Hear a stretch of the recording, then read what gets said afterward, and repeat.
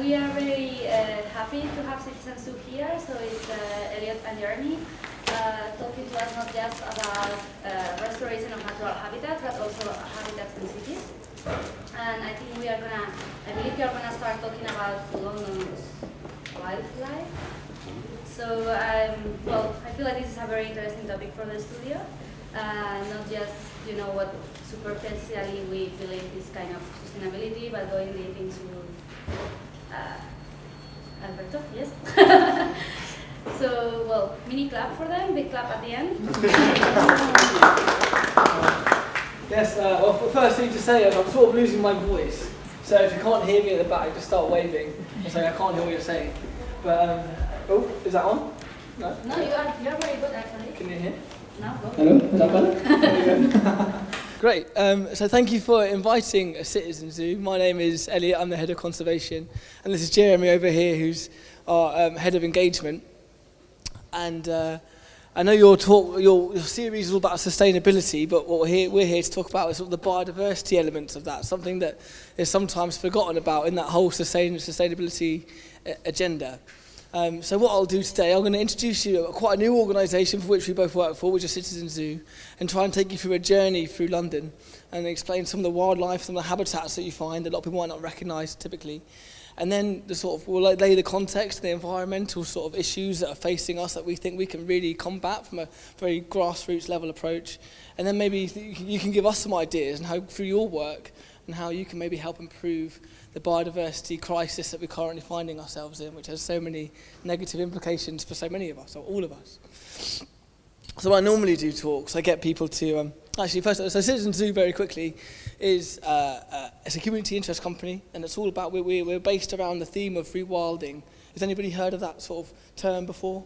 It's a relatively new term that's come around in the last sort of 20 years or so, but all about trying to bring back nature, not just to landscapes, but to people themselves. So we have very much a narrative which is about bringing wildlife back, but not just to areas which have become locally extinct, but back into people's lives, and so they can really recognise the world in which they live. And that's what our sort of basic, sort of fundamental urge is trying to do. And when I talk to people normally, I get them to think about, what do you think about wildlife? When you say the word nature or say the word wildlife, what do you think of? And normally when I get that response, so people think, they think of Africa or some far distant land somewhere where there's leopards overlooking sort of the sort of Serengeti full of wildebeest and all sorts of elephants moving through. Or some people might tell me some of our national parks, some of our wilder places. So the UK has 15 national parks, and that might be what they see, what they sort of think about when they think about nature, and that's what their emotional connection is. But something I've come to find, especially over the last 10 years, is that a really interesting habitat that we have is our urban habitats. It's a new emerging habitat, but technically more diverse than a lot of our wilder, inverted commas, environments across the UK at least. So I'm going to quickly ask you some questions. So London, which we're going to focus this talk on, how much of London as a percentage do we think is green or blue space? So by green I mean gardens, I mean parks, by blue I mean ponds, I mean rivers, as a percentage. Anyone? 15? 15, what did you say? 15. 115? 60? Well, actually, if you look, it's higher than some people think. It's 49.5% green or blue, which I think is actually pretty impressive. It actually makes it one of the greenest capital cities on the planet, which I think is pretty incredible. And in that, we've got 147 local nature reserves, which again is a lot more than a lot of people might initially expect.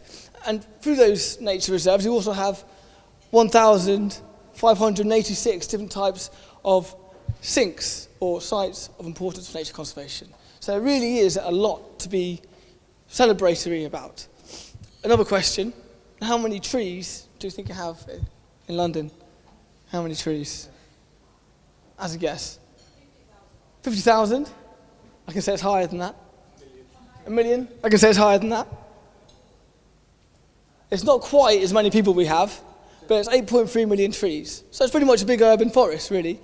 Again, something a lot of people are somewhat surprised about. And in total, I think we've got about 14,000 different species just living in the capital, which I think is pretty outstanding.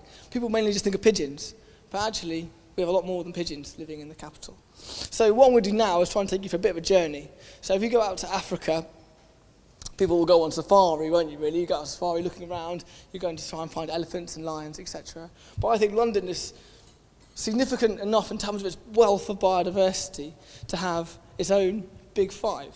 So we're going to quickly go through the Big Five that I think London should have. Everybody's looking around for as we walk around King's Cross or wherever. So this chap is going to be my first on the Big Five. Does anybody know what species this chap is? Peregrine falcon, champion. So these are the world's fastest bird ever to, or world's fastest creature ever to have lived on the planet. They can reach up to speeds of almost 200 miles an hour when they're stooping in their dive. London has 44 pairs of peregrine falcons at the moment, and if you look at London through a peregrine's eyes, they're basically big concrete mountains and full of pigeons. These guys typically evolved as coastal species, so they live off cliffs, and pigeons, they're rock doves, or they're essentially the same species as rock doves. So we're seeing peregrines take over a lot of our urban New York, all over the world. We're seeing peregrines move in big numbers, because actually it's fantastic habitat for them. They can live high up on their way out the way of predators and stuff for their eggs, and they've got a wealth of food resource. So incredible species that, wow, if you walk around the Tate and stuff, you're almost bound to see them. They're always there. The RSPB set up a little viewing platform sometimes, so you can actually, when you're walking past the Tate, you can get up the binoculars. We're walking around St Paul's or wherever. So again, fantastic creature that is very much easy to see in London. As I said, we've got 44 pairs of them. This guy is probably the best place in the whole world to see these guys. This is in southwest London. Does anyone know what it is? Stag beetle, exactly. So stag beetles, incredible creatures. They're what we call a saproxylic creature. So that means they're dependent on dead wood. So they need to live in dead wood, and that's where they can live for up to about 7 years before they come out. So they can live in dead wood, eating away at the dead wood for 7 years potentially, and they'll come out to be a stag beetle for no more than a month. And in that time, they can't eat. These big mandibles here are purely for fighting other males, so they can try and mate with a female. And as I say, southwest London, best place, I would say, in the world almost, to see stag beetles, places like Richmond Park. So when people say deadwood, they think that's quite a negative connotation, but deadwood is absolutely essential habitat for so many reasons. Thousands of species rely on deadwood. So when you're building structures, and have some deadwood elements, that would be incredible. We've then got these guys, which I think are one of the most colourful creatures on the planet. We all know what they are, I'm imagining. Yeah? Kingfishers, spot on. So on my local river, I live again in southwest London, we've got 14 pairs of these guys flying around. So urban river habitats are really good for kingfishers. All they need, they're a bank nesting species. So as long as there's quite good banks which they can get in, nest, they're fantastic diggers. They use their long beak to dig and their wings to push the soil behind them as they bury into the banks. So as long as they've got a good bank to nest in, they're perfect. And they're really fantastic hunters of fish. One thing I like telling people about kingfishers, you can tell if a kingfisher has young or not if it's got a fish. So if it's holding a fish like this, and it's holding it by the tail, that means it's got young, because it's going to go feed this fish to its young, and the way it presents the fish, the young want to have it with the head being presented to them, not the sort of mangly tail. So if you ever lucky enough to see a kingfisher holding a fish, if it's got the head in its mouth, that means it's for himself or herself, or if it's got the tail in its mouth, it means it's got young. These guys, do you know what they are? Water voles. Yeah, another fantastic creature. They're the UK's fastest declining mammal, and yet London has a lot of strongholds for water voles. So if you're walking down a stream one day and hear a plop, it's most likely going to be the plop of a water vole, thinking you're about to eat it, so he's going to try and jump in the stream to get away. But again, things we can think about when we're building our wetland environments, can we make sure there's sedges and grasses to make sure these guys have enough food resource for them to get by? And then a thing that does actually starting to do better in our towns and it is our countryside is badgers. We're getting more and more badger sets across London at the moment right now, especially our woodland areas, and they're going out at night foraging. You don't normally see them because they're nocturnal, but yeah, these are some of the species that I think really are charismatic. They're incredible. People just don't know they exist, and they're in quite good numbers across the capital. And I don't like having just 5. There's all sorts of species, from marbled white butterflies, Hounslow Heath is an incredible place for adders. This is a German hairy snail, one of our rarest snail species, rarest mollusk species on the planet. The Thames is a hot spot for them. We have things like seahorses living in the Thames. So is an absolute wealth of wildlife just living in our capital. However, all is not well, unfortunately. There's a thing called the State of Nature Report, which the RSPB did. And when you call it the state of nature, you know that something's not right from the start. Because if someone goes to your room and says your room's a state, you're not going to expect it's in a good condition. So, yeah, unfortunately, we're now living in a time called the Anthropocene, where humans have never been so impactful that every part of the planet has potentially negative impact from our activities. The State of Nature report said between 1970 and 2013, in the UK, 56% of our species have declined, which is incredible. They did this big metric thing where they ranked 218 countries around the world and said who was best in terms of their biodiversity value. And we came out a shocking 189 out of all those countries, so very much we're not doing well on the global stage when it comes to looking after our wildlife. And this is affecting all manner of habitats, all manner of species. We don't have any sort of real predators left in the UK, which means our whole ecosystems, our webs, aren't as complete as they need to be. So they really are in a bit of a state. Things like our wildflower meadows, we've lost 97% of those since World War II. Things like hedgehogs, we've lost 97% of our hedgehogs since our early records began. And even guys like this, who we're working on, which are our rarest and largest grasshopper species, called large marsh grasshopper, they have declined massively over the UK. They're only found in very small areas because they're dependent on marshes. But we think, working as communities, we can try and bring these species back and really engender a sense of love towards these creatures, which can engender action, which we can spark off. So just to give you an idea of the real issues that face us at the moment, we're actually in what is called the 6th mass extinction. It's actually a thing. So extinction rates now are actually higher than the time in which, 65 million years ago, when the asteroid hit the Earth and wiped out our dinosaurs. So you can't really, express the sort of severity of these problems more than that. But how are we doing well in terms of connectivity? We're now living in something called a hyper-connected era. And when you hear that, you might think, oh, that's great, because we're hyper-connected to stuff. That means we might be connected to nature. But unfortunately, when we're referring to that hyper-connected era, it's more to mobile devices. 3/4 of UK children now spend less time outside than your average prison inmate, which is pretty horrendous. The average adult in the UK spends about 8 hours and 41 minutes a day on a media device. And in the US, it's higher, and they're Ofcom figures. 62% of adults are classified as overweight in the UK. Obviously, that's not just an issue about engaging with nature, but we feel if you're out engaging with nature, being active, addressing your sedentary lifestyles, you'll be more healthy. Last year alone, there were 43,000 operations done by the NHS purely to combat obesity issues, things like hip operations, knee operations, stuff like that. So it really is a huge issue on our sort of wider sort of social systems. And then our literacy is not very good in terms of wildlife, from adults to children.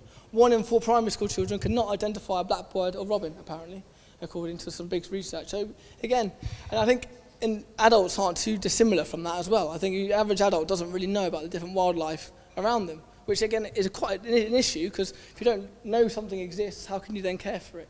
So this is something we're really trying to do, raise the profile of all these incredible things that are around us, to get that sense of awareness, and then try and build that up into a sense of, of love towards it. So am I trying to tell you that conservation has been absolutely a broken system, it hasn't worked? No, that's not what I'm trying to say. Conservation has actually been going around. This guy is who we call the founding father of modern day conservation.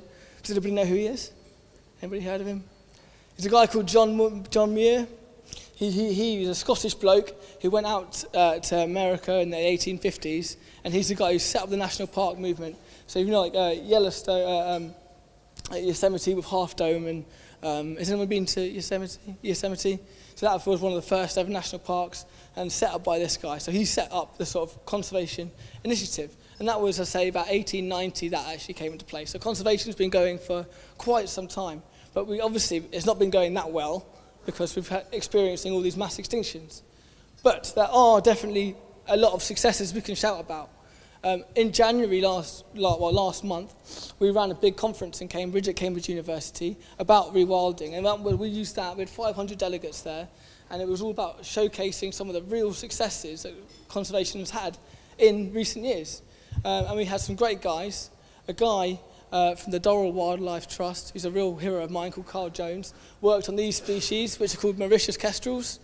In the 70s or 80s, these were down to the last 4 species, last 4 individuals.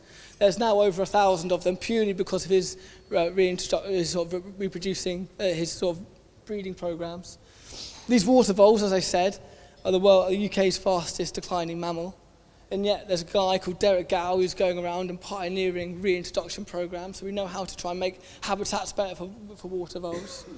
One of my favourite organisations in the UK is a Scottish-based charity called Trees for Life, run by a guy called Alan Featherstone, or founded by a guy called Alan Featherstone. And purely through the mobilisation of volunteers, in the last 25 years, they've planted over 1 million trees in the Scottish Highlands to try and bring back the Caledonian forests. And he's done that at relatively low cost, and he's bringing back incredible species and habitats to the Scottish Highlands, which have been lost for a long time. And this is one of my favourite species of butterfly, called a large blue. They went extinct in the 1970s in the UK. However, in 2004, I think, we went over and grabbed some Swedish ones and brought them over, and now we've got sort of breeding populations of these butterfly in the UK. So we do know some of the solutions to try and combat these sort of conservation issues that we're experiencing.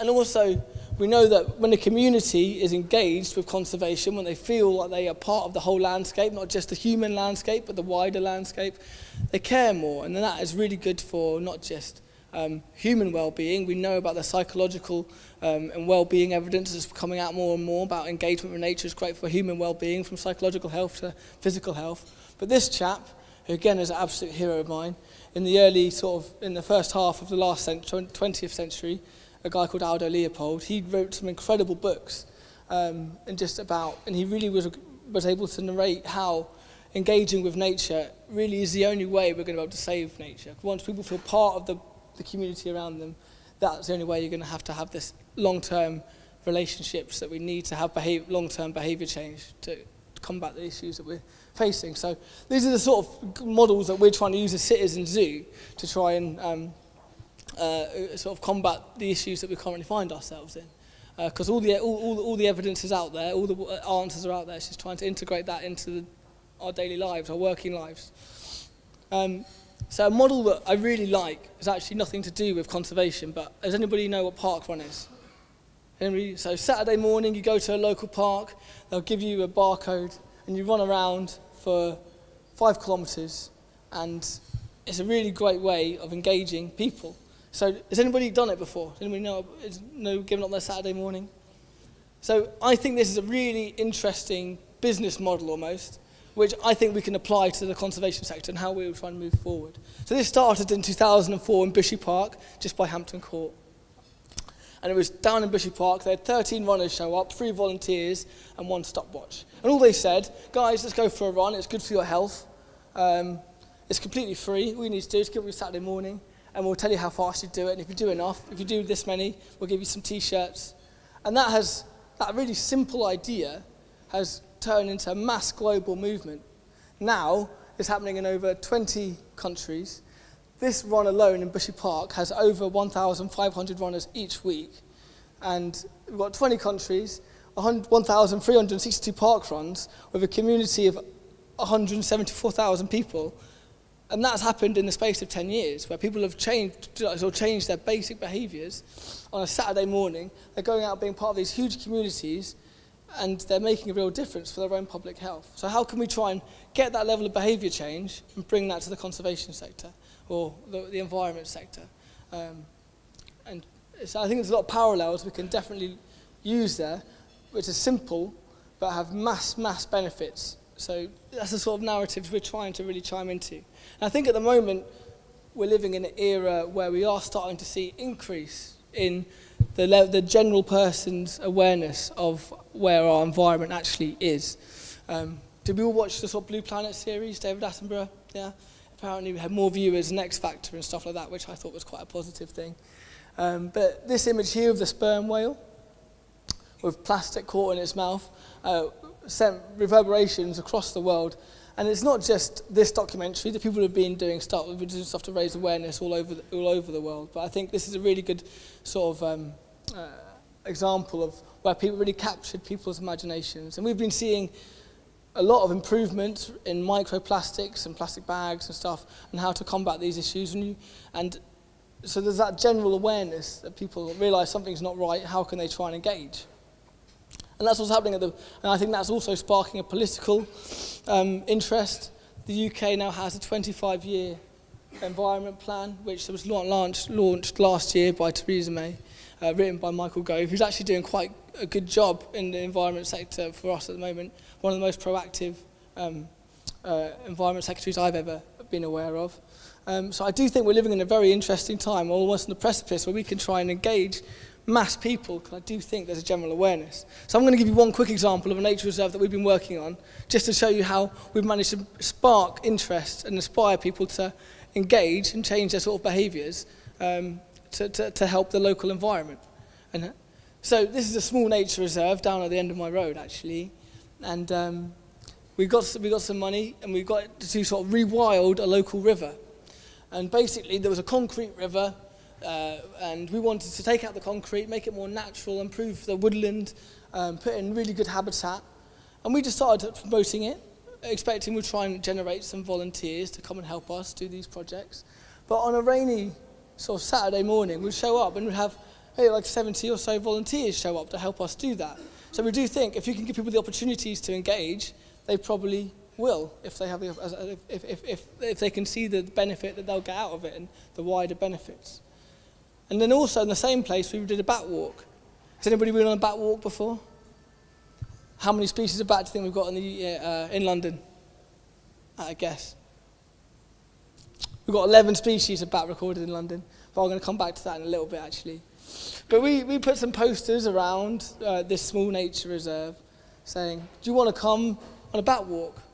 And I assumed we'd maybe get 10 or so people to show up. So I had a little bag full of bat detectors so you can listen to the bats at night and hear them do the echolocation. And we had 200 people show up to listen and hear about bats, which I thought was incredible, just because these people are giving up their sort of Saturday evenings to come and learn about bats. Even in the sort of 5 years ago when I was running bat walks, you'd have 5 or 6 people on. So I do think you're starting to see this level of general awareness that hasn't maybe been there before. So trying to tap into that is really, really, really important. And we ran this event again a few weeks later, and we've got over 100 people showed up to that as well. So there is definitely something there that we're really trying to tap into. So what Citizen Zoo are trying to do, we're trying to look how can we use this general awareness from either political level or the very most grassroots level, and can we give people more responsibility? Can we give designers more responsibility to try and really transform their local environments in a more sort of positive way through guidance and support from ecologists or conservationists? Because a lot of these conservation actions actually aren't that complicated. When it comes down to it, it's complicated to pioneer it and develop it, but once you have a structure, you can quite easily replicate that and apply that. And if you give people the right support, you can make a really significant environmental difference without actually investing too much money or too much time. So this is what we're really looking to try and do. So even from litter pickering, we say more people do litter picks all day, that's great. But what we want to do is, can we actually be more sort of pioneering with that? I spoke about large marsh grasshoppers earlier, can we get people, like schools, to actually breed these species and then release them into new habitats, because it's not that difficult to do. And the conservation sector, I sort of speak generally now, but the conservation sector historically has been quite secretive in terms of protective in what it's doing, because it doesn't want people to know about what it's doing, because it feel like, well, again, very generally, a lot of people are quite Conservation doesn't attract much funding, so if somebody's looking after one species, they want to say, I'm looking after this species, so I get all the funding associated with that species. But that is not going to save the environmental crisis we currently live in. We need to be open and transparent and share our knowledge. And the problems are so far-reaching. If we don't all try and engage with this, it's just not going to work. So we're trying to sort of be really transparent about conservation methods and also be transparent about failures. So when we're not successful, be open about that so people don't make the same mistakes. Something that historically people haven't been as open about as they want. We want to be highly collaborative, and this just isn't just within the conservation sector, this is within all sectors. Conservation and the environment sector really is a multidisciplinary sector now. We need as many different specialities as possible, from psychologists to designers to whoever, to really try and combat these issues from different ways and get really innovative solutions.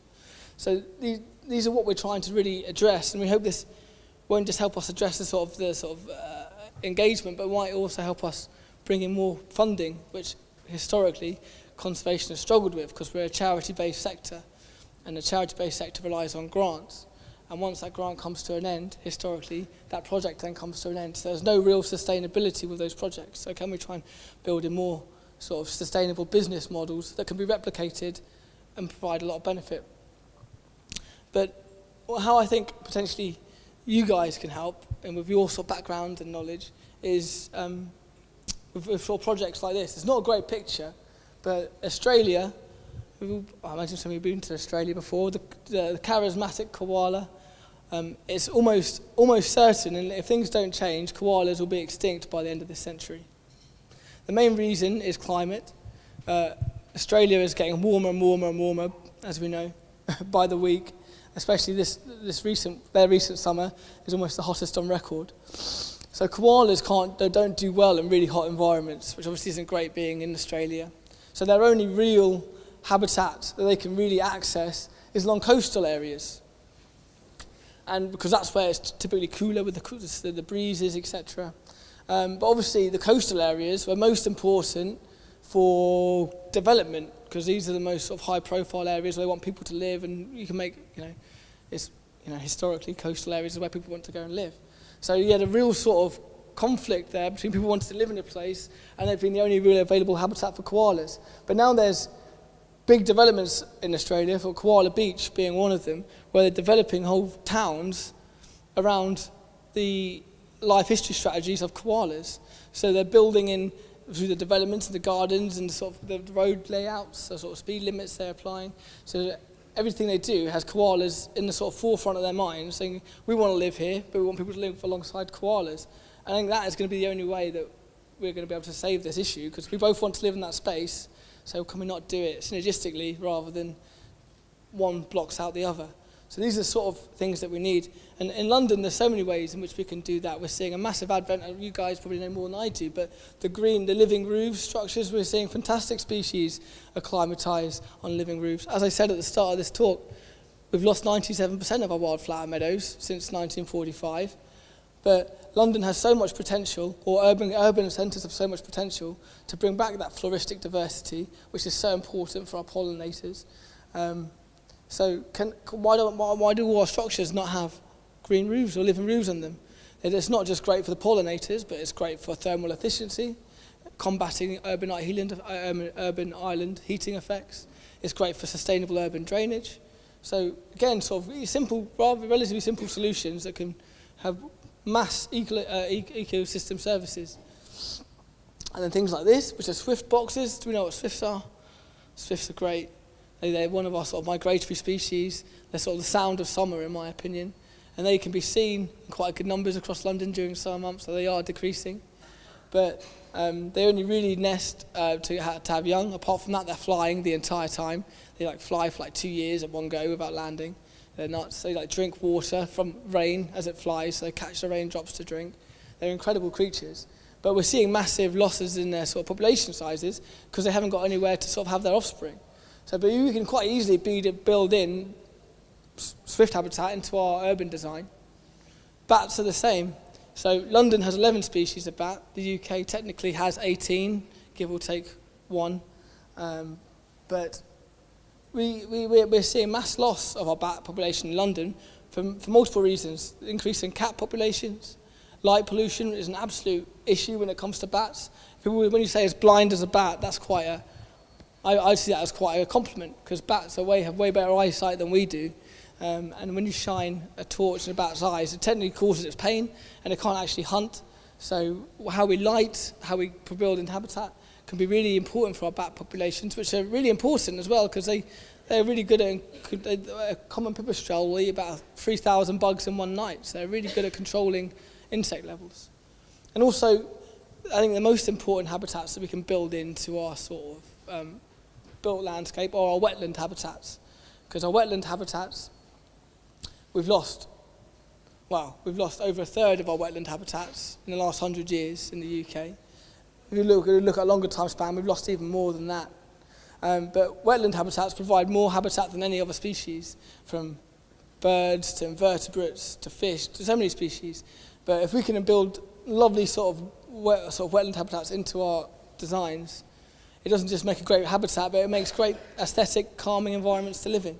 So these are little things, and I'd like to get your ideas about how you can build in these sort of elements into wild, and maybe to make it not just the exception but the norm. And I think that's the only way that we're going to move forward and sort of, try and address the sort of 6 mass extinction that we're currently living in.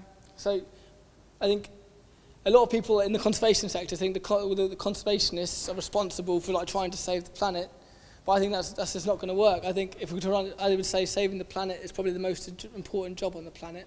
And the only way we're going to do that is by working as one race, one world. And that includes everybody. So that's our sort of plan, really, to try and engage absolutely everybody, to try and care and try and build it into sort of daily life. So thank you for listening. That brings me to the end of my talk. And if you've got any ideas about what you do and how you can build this sort of stuff into what you do, that would be awesome. But thank you for listening.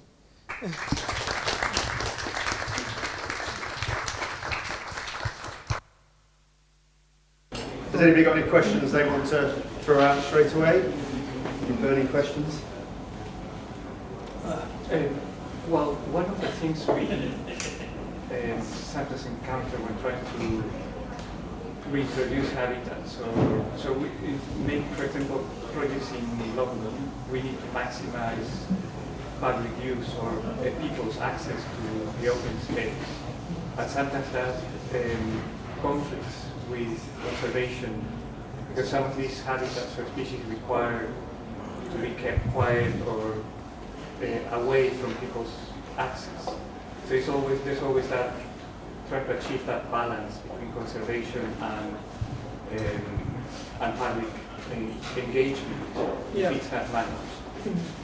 So it's more an observation than so it's finding the ways to maximize people's access and interpretation whilst balancing them with the conservation requirements. That is normally what we have to balance when in our projects.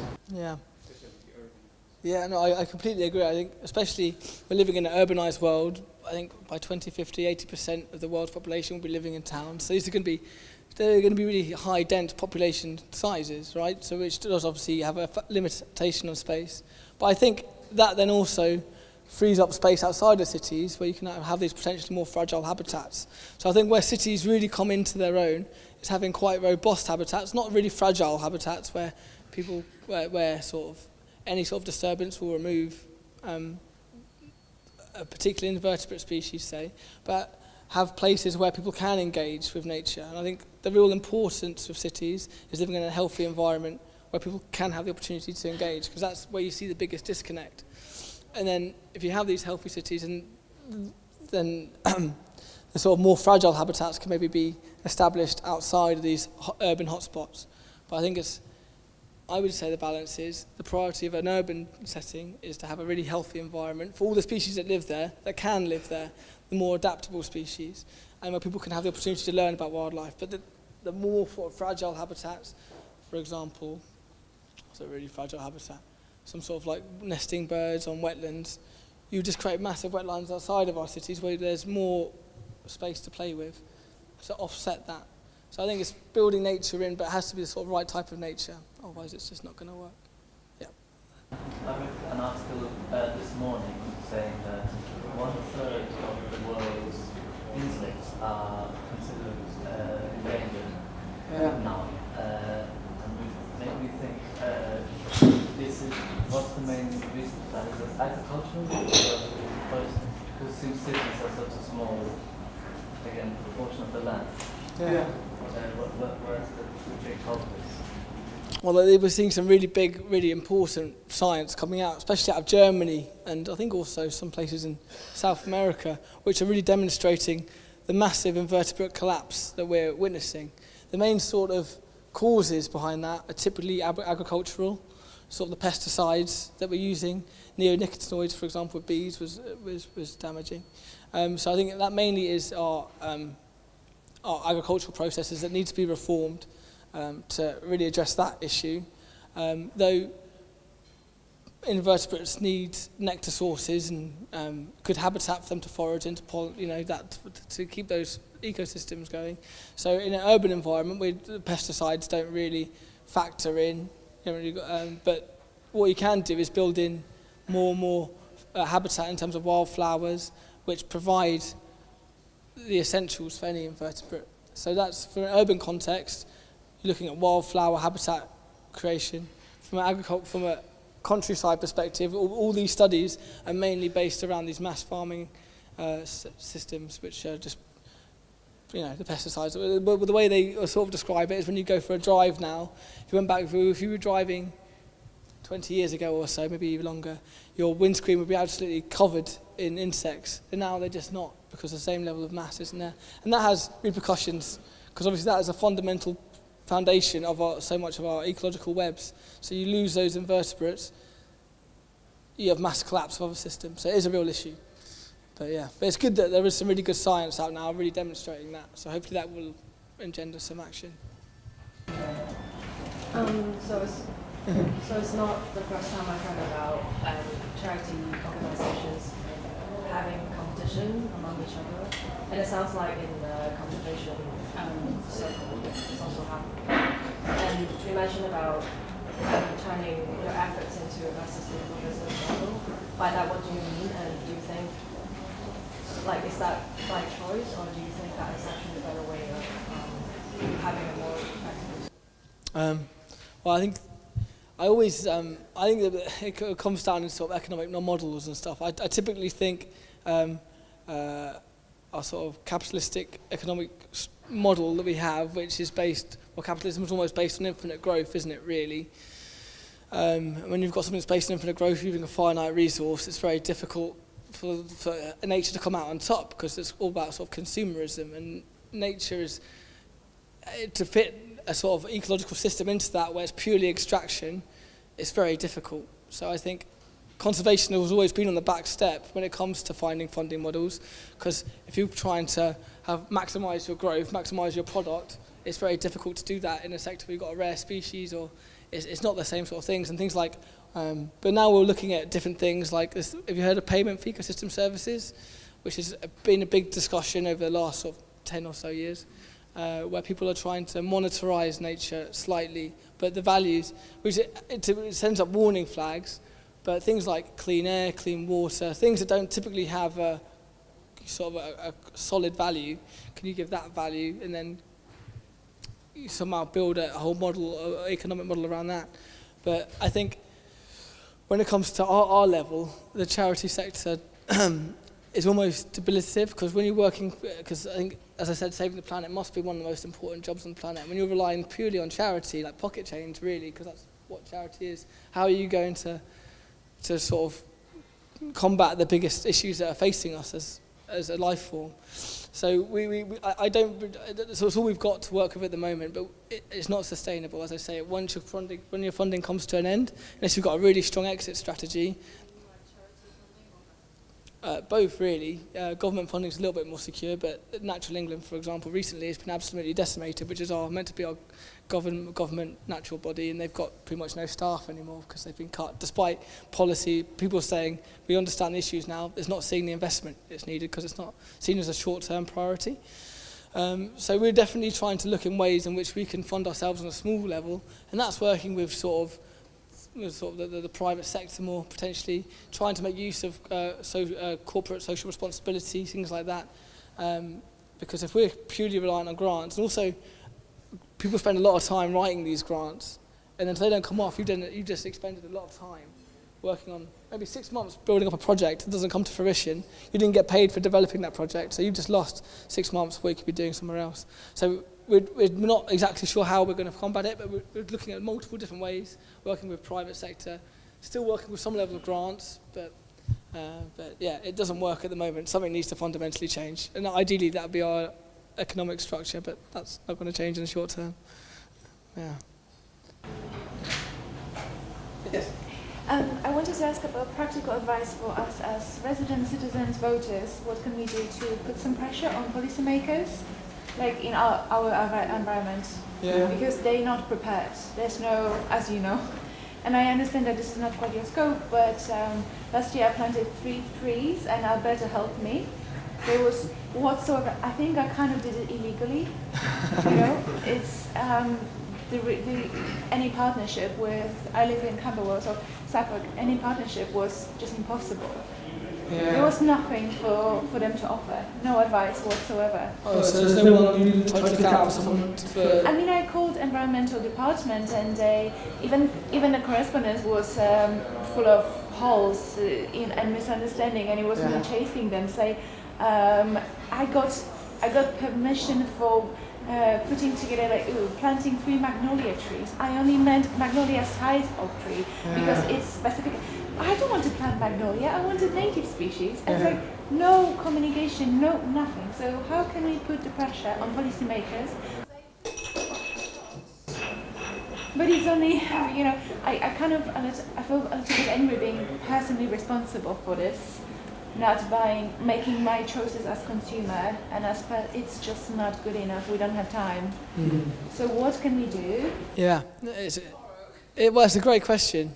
I think there's actually a lot we can do.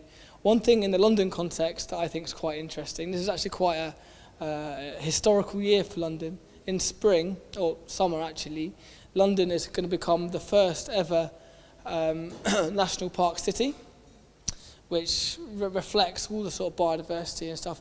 And even though that, in theory, is just a sound bite, there's not much fact behind a national park city. People don't know what it is. But what it does do, it raises the awareness publicly and also politically. And the way this actual movement happened, people were writing to their ward councillors and local MPs and stuff and managed to say it's a good idea. And then once we had the critical mass of all the councils on board, it can then be adopted into the GLA, which it was done. So we are living in quite an interesting time where things are happening. Like, so this national park city means you have more of a stepping point to go off saying, I'm now living in a national park city, MP or ward councillor. You have more of a right to sort of respect your local environment. But I think it's just the main thing about being vocal. So do encourage your friends, your family to sort of raise this awareness, because politicians, by definitions, will follow the sort of the will of the people, because that's how they get voted. So if they see there's more of a will along mass people to say this is what we want, that's when you'll see real fundamental political change. But I think it's just about being vocal at this stage, and also doing your little grassroots, planting trees here and there, doing what you can. We've got people like turning over paving stones and stuff and putting wildflowers in. A bit of guerrilla action is not too much of a Permission for that, like. Sorry. There's a sort of guerrilla movement of trying to find spots that have just been neglected. Maybe they're privately owned, and people are trying to sort of throw seed bombs over there and things like that to try and spur on nature. So yeah, technically you need permission for some of these things. But the big rewilding, we were talking recently about maybe a campaign we'll try and start up. The simplest thing for rewilding that everybody can do is if they've got a garden or a balcony or a little bit of roof space, is rewild that. So we want to look at, okay, how can we promote what that means to rewild your balcony? And it might be doing as you're doing to some extent, you know, just planting more things or putting a few pots out there. The native species, just spot on, that's the way to go. If you've got a garden or even a balcony, have a water feature that's a wild, not loads of ornamental fish, but it's a wildlife pond, because that massively changes the biodiversity or the ecosystem of that environment. So if you've got a little garden, get a pond in there, that's the first thing you can do to massively change that as a habitat. But we want to do it for London focus, so if it's balcony, what can you do on a balcony? So that's something we're definitely going to try and work on and get word out to people of what everybody can do at that real low citizen level, because that's, that grassroots level, it's got to start and build up momentum. But I'm really optimistic about the National Park City movement. Unfortunately, going back to money, they've got no funding behind them at the moment. We went to a meeting the other day, so they're looking at crowdfunding and everything else. But as a movement, if that gathers momentum, I think a lot of grassroots organisations will come together. That will spark imagination among communities, and then suddenly councillors, politicians will have to start listening because everybody's talking about it even more and more. So there's no simple answer, but even just doing stuff like you're doing is brilliant. If more people did that, that'd be amazing. The investment, the money ones are really challenging one because we want to try and turn this into a sustainable business as a social enterprise.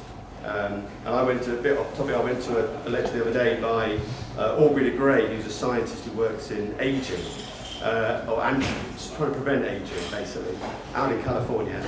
And 30 years ago, there was no money at all. Now, there's loads of investment, hundreds of millions of dollars are being invested into it, because suddenly people are seeing, well, there might be a return on that. If I can try and solve this issue to the aging of the heart or the eyes, maybe almost like pharmaceuticals, in 50 years' time, I can get a great return on that.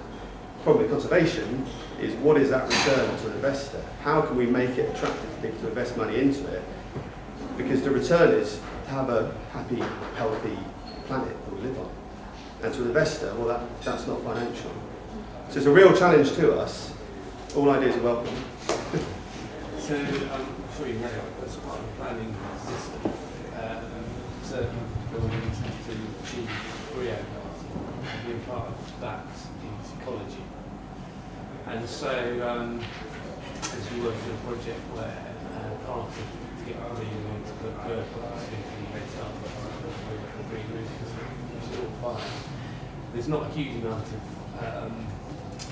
advice or general advice on how you do that. But the thing that really occurred to me was this stuff is all put on the roof, but then it kind of stops. So then monitoring it to see whether it's actually been successful or whether it's been done correctly. I just wondered whether it was, from your perspective, whether it could be a pressure put on the planning system or something. So there has to be a monitoring of that.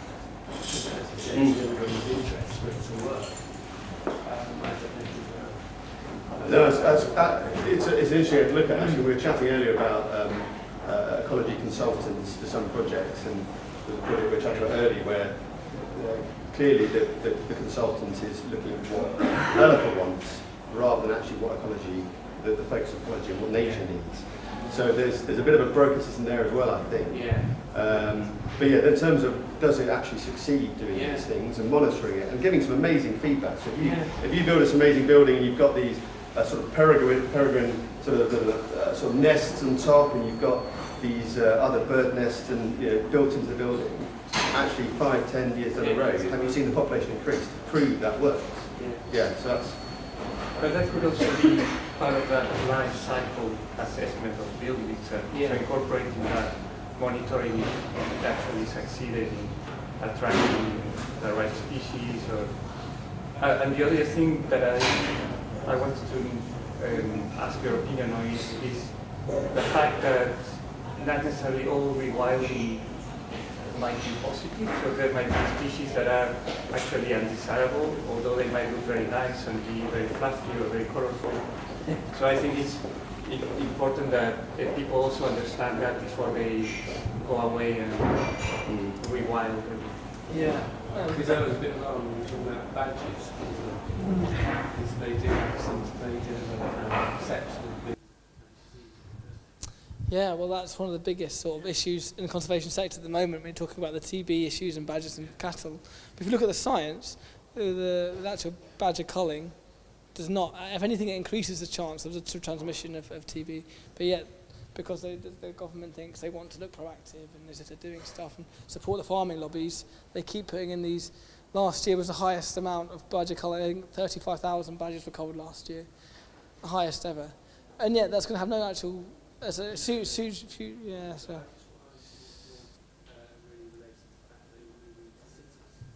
Yeah. Oh, yeah. Well, they won't. They're not a dangerous. They're not going to. No more dangerous than your. Well. Yeah. Well, they're not. They're not. I don't think they cause too much damage, especially being. They might root around in your garden, which might be a bit of an issue. But I think sometimes you have to.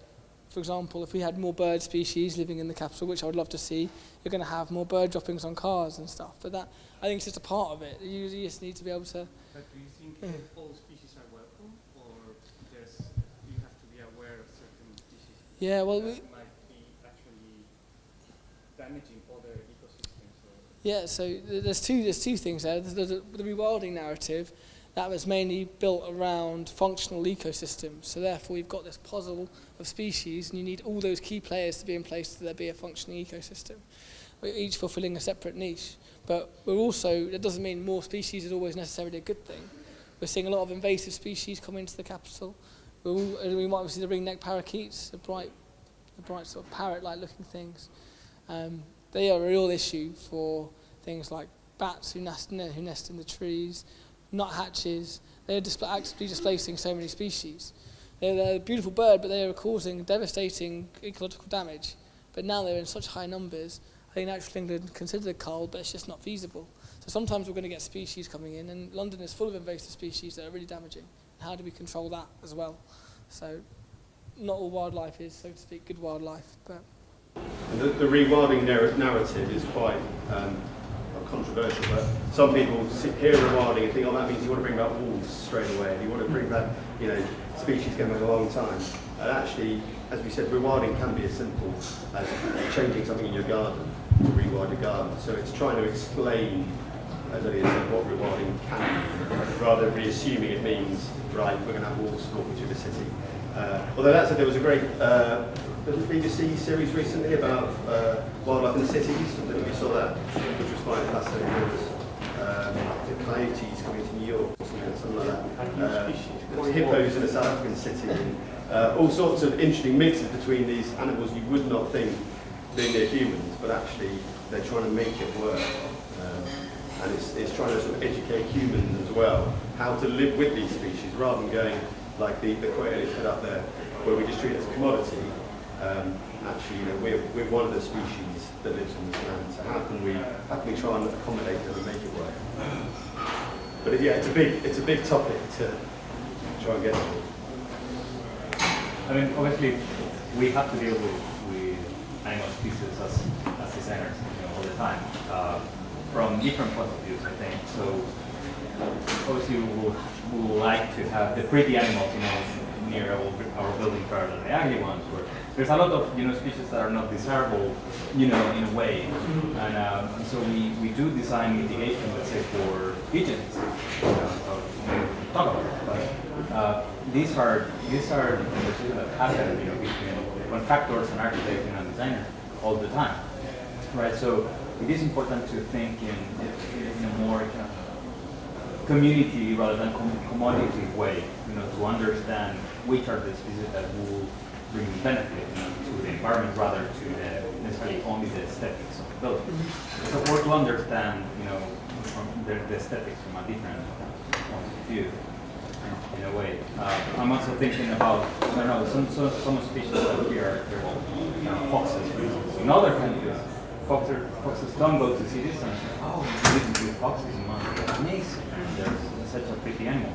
And it all changes, from yeah, it's very subjective, and that is the issue with anything really. But I think it's also to do with awareness, as you're saying. For example, there's a phobia generically towards bats. And yet once we go to do bat talks and bat walk, people seem to say, oh wow, they're actually fascinating, not going to cause me any real damage or anything. They're providing a really important purpose. Bats are actually a really positive thing to have living around us, not negative. So it's being able to take them on that journey, that narrative, not telling them something, but trying to explain it, maybe slowly and just very slowly, just getting that general perception change, which I think we need generally over so many species. But yeah, it helps to be pretty. It's great if you've got a client who already has that narrative and wants to promote the ecology of the space. So rather than you, I suppose designers, architects, etc., trying to have to sort of push that with clients, we want to educate everybody so they come to you saying, we want a site that has, is species rich, improves biodiversity, rather than maybe design, etc., having to try and encourage and push that the whole time. So it's that level we need to get into as well, I think. And make it an expectation when someone wants a new large site, they want for their employees, and for a good example, I imagine someone who's quite aware of all the issues and their employees are going to demand a site that takes care of nature and the wild around it. It's a principle that's Thank you for listening, guys.